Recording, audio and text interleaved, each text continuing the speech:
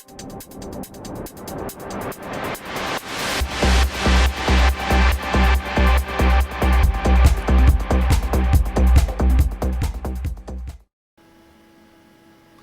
welcome to Just Talking to Rick. I'm Rick Wilson, the owner of the Wilson Practical Defense website and Senior Curriculum Advisor to KPC Self-Defense Edmonton.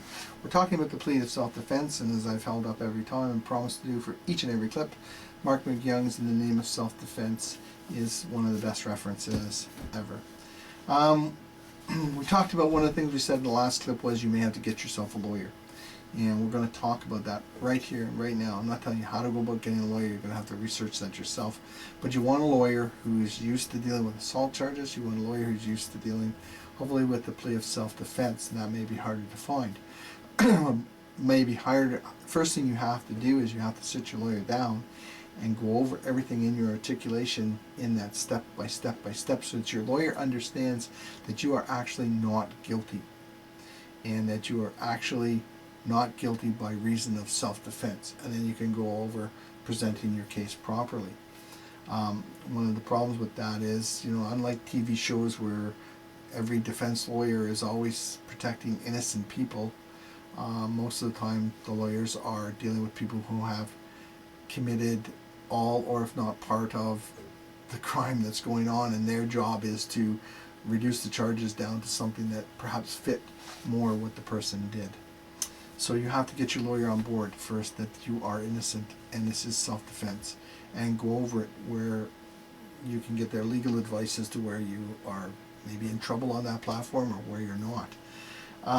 The other part that you have to understand, this is why being able to articulate that it was self-defense to the police, being able to articulate clearly to them and have your statements be very clear to the Crown Attorneys or District Attorneys or whoever is looking at it to see if charges should be pressed, the better case you can make there, the less chance that you're charged. And that's important, because you have to hire this lawyer, which means you have to pay this lawyer, which means that could range anywhere from, if it's a small case, $5,000, $20,000, $40,000, $60,000, $100,000.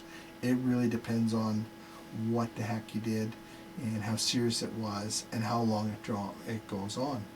More so, you may have to bring in expert witnesses. You may have to bring in someone who is an expert on self-defense, who is an expert on violence dynamics, who is an expert on, even in Mark McYoung's, one of the cases he talks about, was they brought in an expert to talk about how alcohol can affect people, but not only that, how alcohol can affect people when their tolerance for alcohol is very high.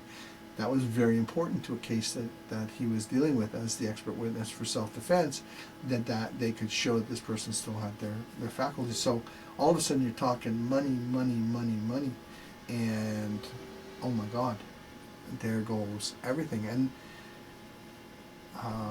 so being able to articulate that you defended yourself and it was a legitimate legal self-defense, if you can convince the law enforcement that right there, then it doesn't go any farther. If they take it up and it goes and you're dealing with the Crown Attorney, you're going to have probably, if you're talking to Crown Attorney or a District Attorney, you need to have a lawyer right away just to help you. But if they decide not that you were right, it was indeed self-defense and not press charges, you're protecting your pocketbook at this point, because that's going to be very important. Because there's an aspect of the fact that your first and formal thing is to not get charged and go to jail. It's a criminal offense. And second then is the person who you injured could turn around and sue you. Okay? Now you're in a civil court. And the difference between there, even the fact that you were found not guilty by reason of self-defense in a criminal case, doesn't mean they won't award this guy money. Maybe you injured him and he can't work anymore for the rest of his life, and somehow he gets that jury to buy into the fact that he wasn't responsible, you were responsible for it, or maybe they see that you were partially responsible for it. All of a sudden now you have a lawsuit on your hands. So getting good attorneys who understand this is a good thing. Being so clear and so crystal clear on how it worked out so that it was self-defense is going to make perhaps it less likely that someone will even take their case and sue you afterwards. Again, it's a real crapshoot when you're talking about this. If somebody's hurt, they might find any lawyer there to represent them at some point, depending on the story they spin for that lawyer. So be clear. If you go to your lawyer, get your lawyer on board.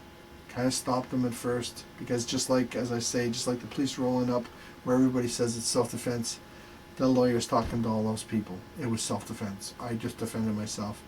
And in actual fact, he knows, no, you didn't. I got to get you down. You're at this level of assault. I got to get you down to here so you don't go away for a long time. Sometimes it takes a little bit to get through that fog and let them know you actually are innocent by reason of self-defense, and get on board with this and help me out. So I'm Rick Wilson, just a short clip. Be careful on your attorneys. If you're in a profession that puts you into common use of force, you might want to have a very good attorney on retainer. Okay, thank you very much. Have a great day or evening.